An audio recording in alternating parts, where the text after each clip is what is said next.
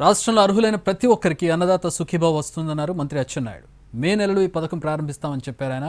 అర్హులైన రైతులకు, కౌలు రైతులకు కేంద్ర ప్రభుత్వ నిధులతో కలిపి ఏడాదికి 20,000 ఇస్తామన్నారు. ప్రభుత్వం రాష్ట్ర ప్రభుత్వం కలిసి 20,000 రూపాయలు రైతు రేపు పెట్టుబడి సాయం కింద అన్నదాత సుఖీభావలో ఇస్తామని చెప్పి స్పష్టంగా మాటించాం అధ్యక్ష. రేపు మే నెలలో అమలు చేయడానికి గౌరవ ముఖ్యమంత్రి గారు నిర్ణయం చేశారు.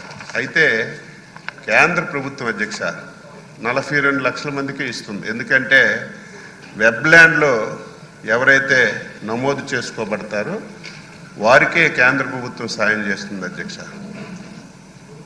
దీనికి అనుగుణంగా రాష్ట్రంలో చాలామంది ఇంకొక 8-9 లక్షల మంది వెబ్ల్యాండ్లో నమోదు చేసుకోకపోవడం వల్ల కేంద్ర ప్రభుత్వం నుంచి సాయం రావటం లేదు అధ్యక్ష. అదేవిధంగా చాలామంది కౌలు రైతులు కూడా మన రాష్ట్రంలో 90% మంది కౌలు రైతులు ఉన్నారు. వారికి కూడా ఈ అన్నదాత సుఖీభావ కింద ఇచ్చే పరిస్థితి లేదు.